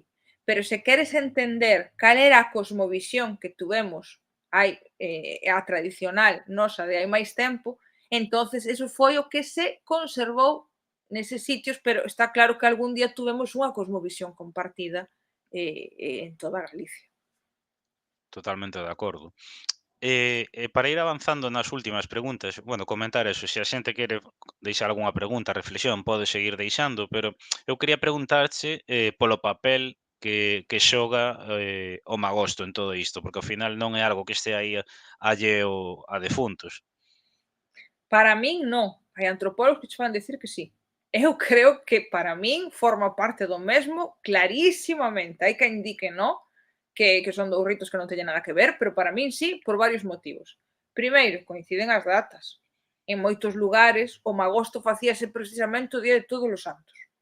Segundo, o carácter funerario da castaña é innegable. O que dis ti dos colares de zonchos é que aos nenos facíaselle o colar de zonchos para ir ao cementerio con el posto. O sea, iso é un carácter funerario clarísimo. Para que lle queres facer o colar de zonchos para ir ao cemiterio? O sea, iso é que a castaña ten un carácter funerario. Despois, temos recollidas tradicións en Galicia de que cada castaña que comes liberas un ánima. Nos Ancares tamén. Cada Sí. castaña, eles din, nos Ancares din, cada castaña que comes con fe, o día de Todos os Santos estás liberando un ánimo, me parece que din así. Pero bueno, temos en outros sitios de Galicia, o sea, o vencello entre castaña, ánima, é innegable. Para min, o magosto é un aspecto máis de toda esta tradición ligada á morte, ao defunto e ás ánimas. Aparte, realmente ten unha explicación antropolóxica. É un pouco escatolóxica. Eu, se queredes, explícomola. Penso que seremos todos maiores, pero a verdade é que é un pouco escatolóxica, pero ten Explica, unha explica. explicación. Vale, ten unha explicación.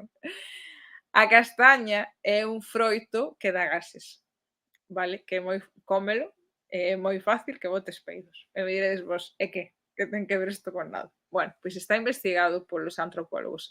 Nas cosmovisións antigas, o aire está moi relacionado coa ánima. Que é a alma? Pois para eles é o aire, non?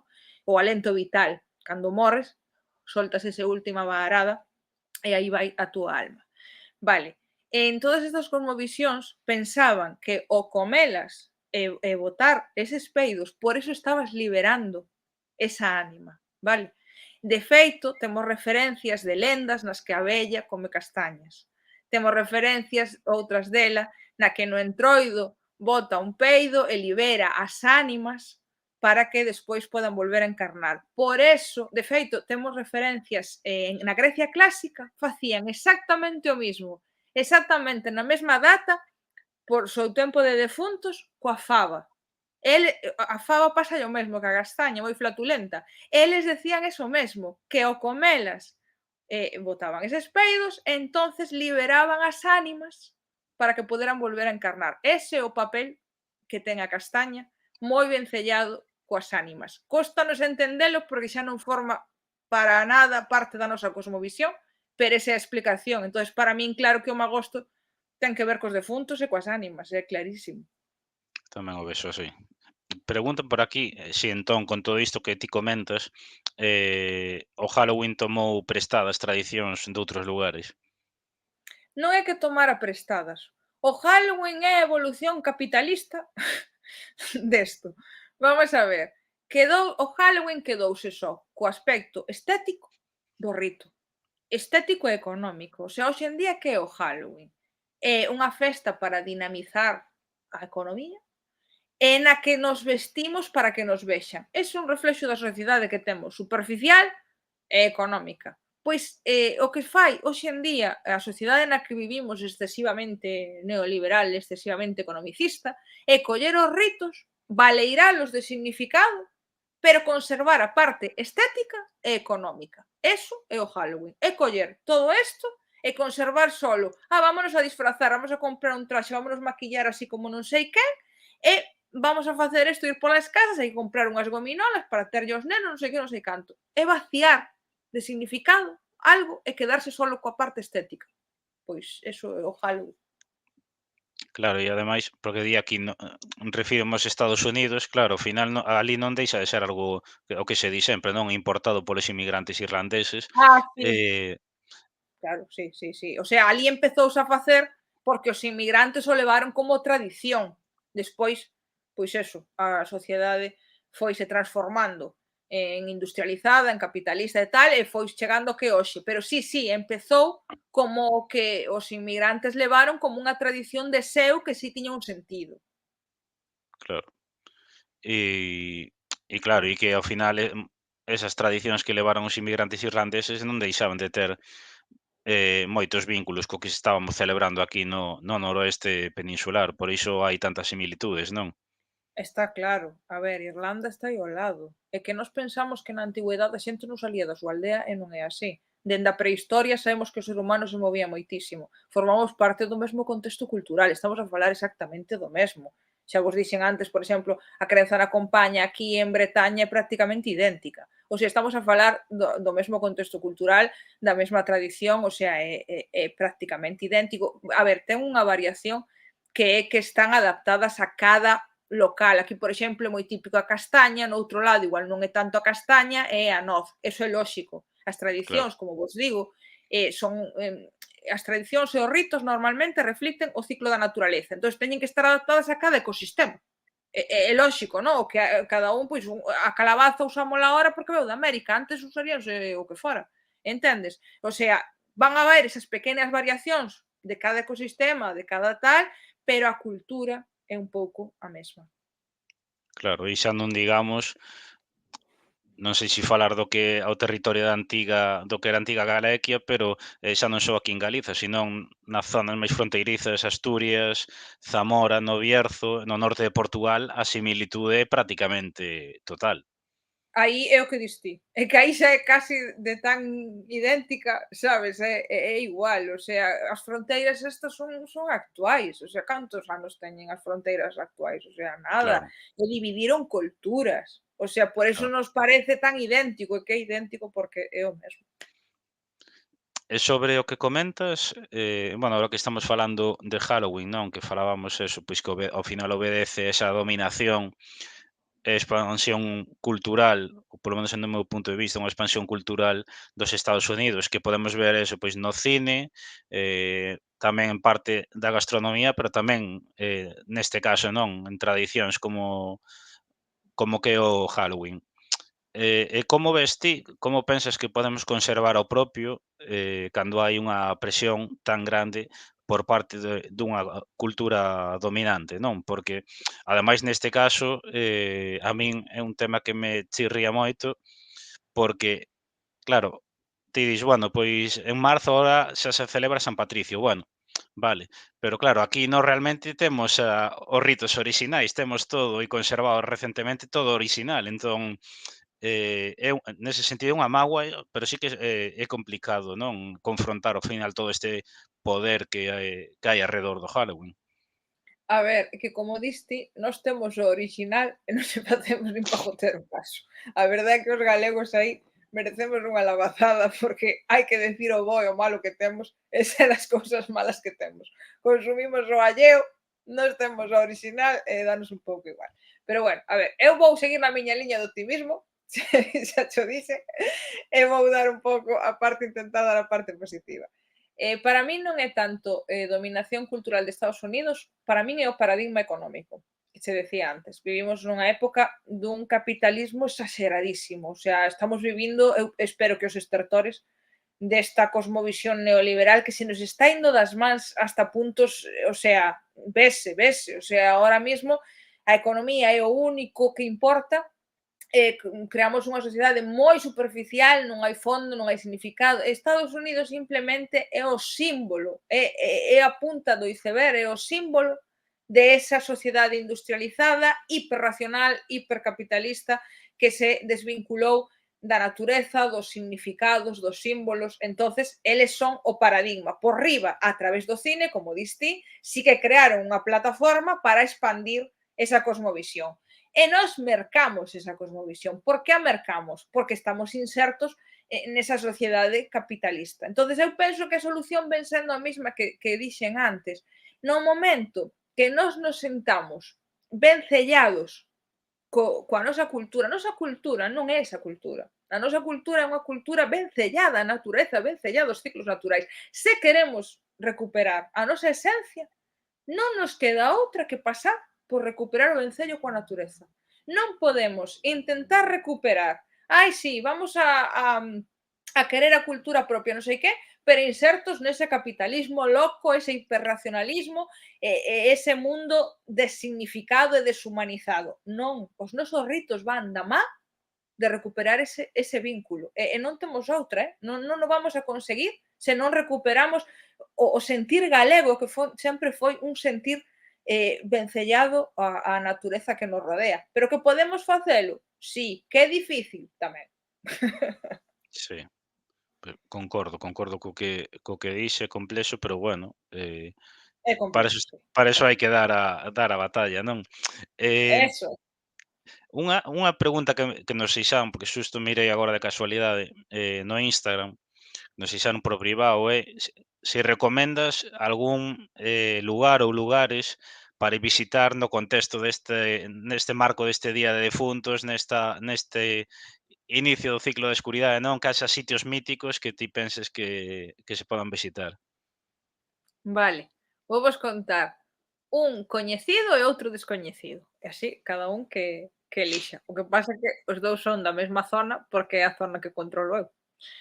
Mira, o tema dos magostos, por exemplo, que dicimos que está moi vencellado a esta data, os magostos tiñan unha cousa moi chula que non a dixen antes, de por que, inda por riba, creo que forman parte máis do chisme do contexto de defuntos.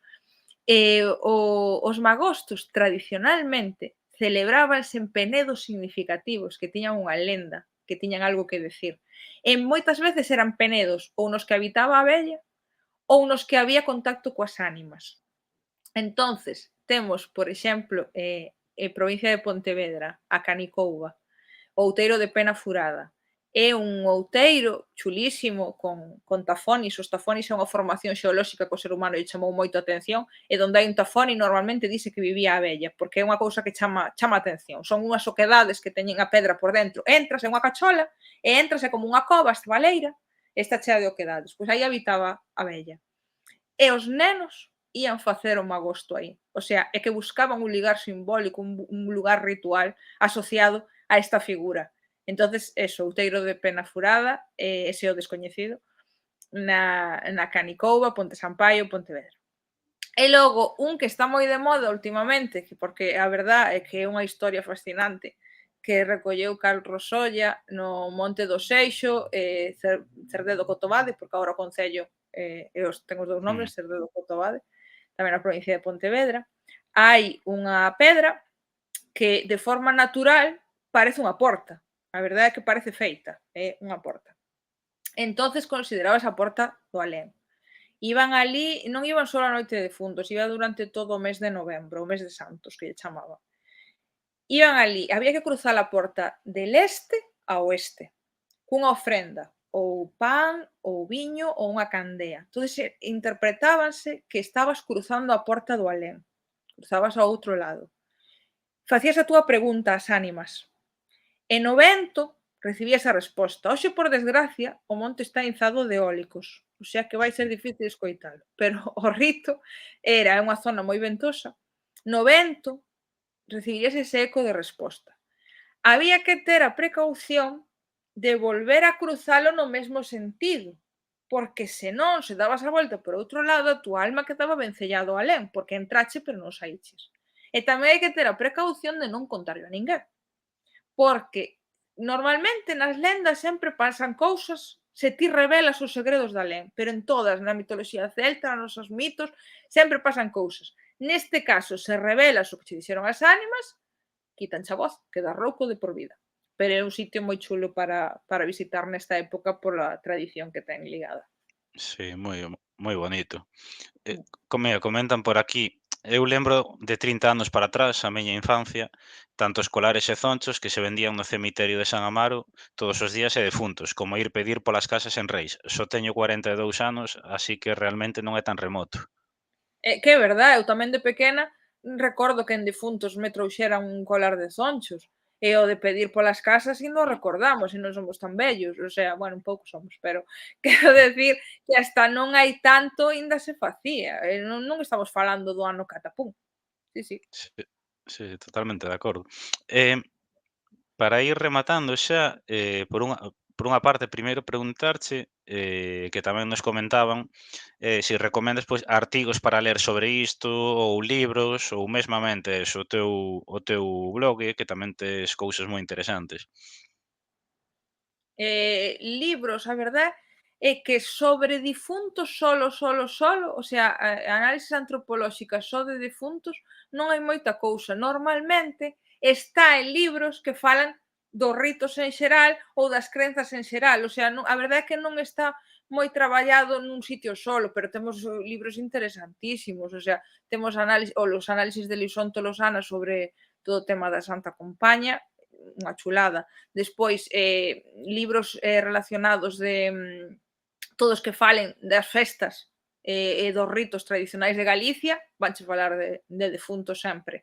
Eu, pois si, no meu blog teño colgado o análise este que falo da estadea, das mascaradas e do ciclo de defuntos, e despois teño un artigo no que falo da vella, chamase Reconstruindo a deusa Tralomito, que está colgado, todo isto de acceso libre, está colgado no meu portal de academia, pero está en PDF, podes descargalo. Na Sociedade Antropolóxica Galega tamén está colgado. Que aí falo do mito da vella e da súa relación tamén coa estadea, coa caza salvaxe, co entroido, bueno, un pouco das cousas que acabo de falar, pero métome a afondar un pouquiño máis. Din por aquí, eu teño 32 anos e tamén íamos pedir polas casas no Entroido, en Xeve, Pontevedra. E Non, pois, tamén din por aquí, o libro de Lidia, que o estamos esperando con ansias. É verdad, é verdad. É verdad que no anterior directo, xa che soltamos aí a posibilidade de sacar o libro. Como vai eso? Vai madurando ou que? a ver, de verdad que últimamente cada vez que dou unha conferencia ou tal, a xente mo di, eu entendo, non, porque dou todos estes datos e a xente, vale, onde está iso? Ah, non, non está en ningure, xo sei, eu entendo. E de verdad que teño ganas de facelo, pero teño tantas ganas como a respeto. Pero sí, sí, o sea, eu creo que xa chegou o momento en que me teño que poñer a recopilar todo isto e a darlle sentido nun libro e me poñerei. O que pasa é que xa digo que de verdad que me dá respeto, porque eu á vella de verdad que lle teño moito cariño, todas estas tradicións teñolles moito respeto, é unha cousa contalas así, e outra é decir, vale, pois miña, voume poñer a escribir e facelo, pero sí que creo que xa vai chegando o momento, porque xa empezo a ter unha acumulación de datos e todos me preguntades e digo, mira, pois terei que sacalo e se despois teño que retractarme direi, segunda parte, descubrín isto novo e agora saco o segundo volume. Isto é un clamor popular, ou sexa que tes que poñerte aí e logo cando teñas, vir aquí a presentalo. Perfecto, e despois facemos a churrascada. Claro, claro. Bueno, igual esa xa é a cuarta, non se sabe, a ver, Ah, pero bueno, pode igual ser. hai unha churrascada previa e outra posterior. Bueno, para celebrar o libro hai que facer unha, esa invito eu, Veña. Em, e xa quería que nos comentaras, porque estes días comentabas en redes sociais que ibas a falar máis sitios, entón non sei se se pode saber se Sí, estes días sí. tes previsto saír nalgún sitio no que podemos escoitarte. O 2 de novembro, día oficialmente de defuntos, no quen anda aí da TVG, estarei falando tamén de tradicións de defuntos en directo, sí. Pois aí estaremos atentos, que xa estiveches outro día, eso para que non o saiba, estiveches outro día falando, era Sí, do levantamento de paletilla, non? eso é. Esta vez das tradicións de defuntos. Eu recomendo que, bueno, a xente que nos sigades, que a busquedes en Instagram, en Facebook, tes que facerte Twitter tamén, que hai moita xente interesada nestes temas, aínda que é unha rede social máis, e incluso eu recomendaríache facer TikTok, porque facer vídeos así dun minuto, explicando estas cousas, eu creo que che iban a funcionar moi ben, tes que darlle unha volta porque aparte tes moita facilidade para comunicar. Nós estamos facendo con Orgullo Galego así algúns vídeos e defuntos, pero a anos luz o que podes facer ti, O que pasa é que o de resumir nun minuto non sei como vou facer. O da facilidade de palabra moi ben. O de resumir nun minuto xa, pero bueno, haberá que pensalos. Ao final, a ver, A mí o que me gusta é divulgar.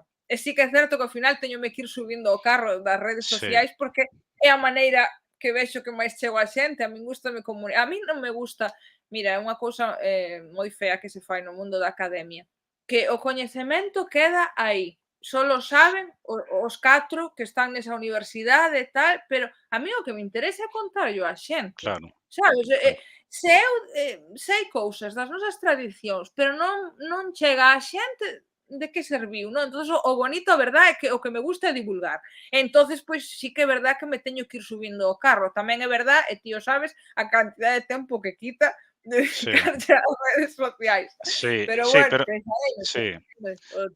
Pero mira, eu teño comentado, ainda comentaba outro día con unha persoa que é profesor de universidade e todo iso, a raíz da campaña esta que estamos levando adiante sobre o Reino de Galicia, porque, claro, a xente, sobre todo dese mundo, non? Di, bueno, que estades conseguindo sacalo dos ámbitos tan académicos e formais para levar todo o que levamos falando anos ao campo máis informal, non? A xente que polas outras vías non chegaría. E eu creo que precisamente eso e precisamente o positivo que teñen as redes sociais, que tamén teñen cousas negativas, pero é que podes comunicar, podes transmitir coñecemento nun espazo no que a xente hoxe está. Ou seja, se ti non queres estar, non esteas, pero a xente vai estar. Entón, aproveitalas tamén para transmitir todo este coñecemento. Claro, que nos diría hai 15 anos que estaríamos en Twitch falando de ritos e defuntos, non? E, sin embargo, hai máis de 30 persoas conectadas aínda, véndonos agora despois de unha hora e media. Nos vai haber moita xente nos próximos días fora de directo. E eu creo que sí, eu animaríate a facer o TikTok porque é un tema que che vai a funcionar ben. Eso sí, como fagas vídeos de máis de 1 minuto e medio, vanche liquidar, Pois terei que concentrar moito, vou ver como fago. Non sei como se fala da vella en un minuto, pero bueno, a ver, a ver. Pois sí, pois sí. Nada máis. Novamente, eso, agradecerte que estiveras hoxe aquí connosco, a verdade é que eso, vamos camiño dunha hora e 40 casi, pero a min pasouseme rapidísimo. E antes de rematar, din por aquí algo máis sobre tradicións da Noite de Funtos. Entón, se nun minuto, que animarías a xente a facer estes días? Algo que, pois a xente que di, bueno, eu quero recuperar isto, quero facer algo porque me gusta, que lle animarías a facer? O mellor que se pode facer é o que se facía tradicionalmente nas casas. Eu iso inda vin de pequena, inda o facía a miña avoa e tal, é o de deixarlle algo pola noite ás almiñas para que nos veñan visitar.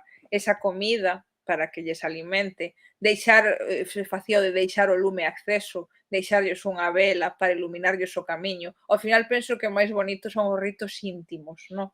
O Sí, que ti te podes lembrar dos teus defuntos e facer ese rito íntimo de decir, pois, para os meus defuntiños. Paréceme precioso esa conexión que tiñamos e espero que sigamos tendo os galegos con difuntos. Eu fago acordarme dos meus e deixar esa ofrenda que é unha maneira de decir penso en ti e se che podo axudar a encontrar o teu camiño alén, pois vouche axudar pois con esta veliña ou dándoche comida para o camiño. Eu o que vos recomendo é que fagades eses ritos máis íntimos e máis persoais que non teñen nada que ver con esa parafernalia, pero que ao final sí. son a esencia. Pois sí, nos aquí en casa tamén se fai dende hai uns anos e tamén, pois, se a xente quere facer unha cabaza tamén e deixala por aí, tamén non está mal, incluso nós este ano eu prometinme facelo por primeira vez e facer o colar de zonchos, facer para nós tamén e facerlle para a cadela, un pequeniño tamén, así que é Foto, outra Borxa, foto, queremos a ver fotos. haberá fotos. Se os dou feito, que eu son un pouco así, bueno, para estas cousas un pouco manazas, pero se o dou feito haberá foto e que ademais é algo guai porque logo, bueno, pois podes comelas, non? Que non Sí, claro. De feito, cocíanse con anís, que están riquísimos, con con anéis, sí, con sí, sí, sí. xoito. Bueno, sí, claro, ten unha doble función. Non é de feito, o da bueno, está deste lado, sí. O da a cabaza tamén a fixen eu e ademais na miña aldea o recheo faise con el chulas. Non sei se sabedes o que son, pero Sí, sí, sí, sí. é unha cousa local. É unha especie de Sí, buñuelo, filloa, é frito. Entonces ten unha parte, sí, ti entreteste facendo a cabaza, pero o recheo despois fas a chula, o sea que Sí, sí, doble. eu coñezas máis polo Entroido, pero sí, sí, agora tamén No, tamén se pois na fan. miña aldea fanse polo tempo de defuntos e despois toda a invernía. Sí, sí, sí, sí. Pois nada máis, eso, mil grazas por estar hoxe aquí. Nada, grazas a vos, encantada sempre que me chamedes, vale? Vale, pois nada, eso, pois, vamos a seguir 5 minutiños, pero despedimos xa a Lidia, que xa son as 11:15. Aí se saíu. Chao. Em, Nada, eu agardo que vos gustara moito o contido. Eu creo que estivo super chulo. Lidia ten un xeito de comunicar que se fai moi accesible, e que engancha moito, non? Entón, bueno, a xente que estades, pois que entrastes tarde, em, e que non o vistes enteiro, mañá vai a quedar subido no noso YouTube, pero tamén no iVoox, en formato podcast. E ademais de ver este, eu recomendo que na nosa canle de YouTube entredes para ver o que tivemos o ano pasado con Rafa Quintía sobre ritos e mitos e defuntos, que vai camiño das 4.000 reproduccións. E tamén temos un aí que organizamos conxuntamente con Carlos Núñez, no que falamos das mascaradas de inverno e contamos con xente de Zamora, con xente de Portugal, de Trás-os-Montes, tamén xente galega, que está moi ben. Tédelo todo na nosa canal de YouTube, se non faládenos por o privado ou por correo electrónico, e xa vos pasamos as ligazóns, aínda que estes días vamos a difundilas en redes sociais. Nin por aquí nos facíamos chulas e cabaza tamén en Moaña, e para Entroido facíamos orellas. Pois sí, sí, hai que facelas, hai que aproveitar as cabazas. Levades uns programas moi bons, Lidia é unha maravilla. Si, este é o terceiro que levamos xa esta semana. E a vindeira semana, comentei no principio, pero volvo a comentar agora por se non estabades todas e todos, temos outro directo, é o último xa, o derradeiro deste ciclo da campaña do Reino de Galiza. Vai estar connosco Heitor Picallo, que é unha persoa que, bueno, no seu campo está facendo un traballo fabuloso, e vainos falar sobre a historia do escudo de Galiza. Vainos a falar pois sobre a súa presenza en crónica xa en mapas do século XII, vainos a falar pois eso ao longo de todos os séculos a importancia que tivo pois tamén na literatura mítica europea, vainos relacionar todo pois o Reino de Galiza e o seu escudo con todo o ciclo artúrico, e que eu creo que é moi interesante. De feito, temos algo xa sobre iso relacionado con todo este mundo mítico.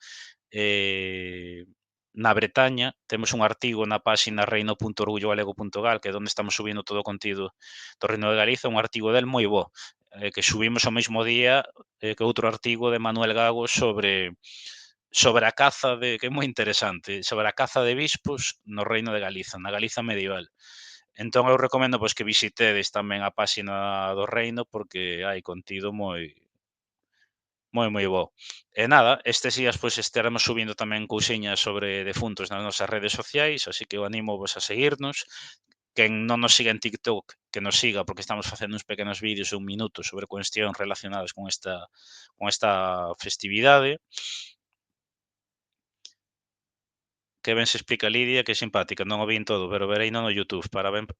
Pois graciñas, sí, sí, sí, explica moi ben. Eu recoméndoche que o vexas en YouTube ou en iVoox en formato podcast, porque eu creo que foi unha conversa moi boa, e non é a primeira que temos con ela. Temos unha do ano pasado no que nos fala do mito da abella, que tamén é moi boa e está funcionando moi ben, a xente lle está interesando moito. Eu recomendo vos ver, e sobre todo en YouTube, pois que vos suscribades, que é só darlle o botón e activedes a campá, porque así xa vos vai notificando todas as conversas. Moi boa a conversa de hoxe, noraboa. Pois superinteresante o programa, pois nada, graciñas a todas e todos vos, encantado de poder facer estas cousiñas e que vos guste. Así que nada, vamos a despedirnos xa, novamente, eso, darvos as grazas por estaros aquí. Hoxe a verdade é que houve moitísima xente conectada e simplemente pedirvos que este contido que o divulguedes nas vosas redes, entre os vosos contactos, porque o interesante é que poida chegar a xente e poidamos poñer en común todas estas ideas. Nada máis, vámonos entón a cear, graciñas, e vémonos o vindeiro xoves 3 ás 8:30. Vale? Veña, chao.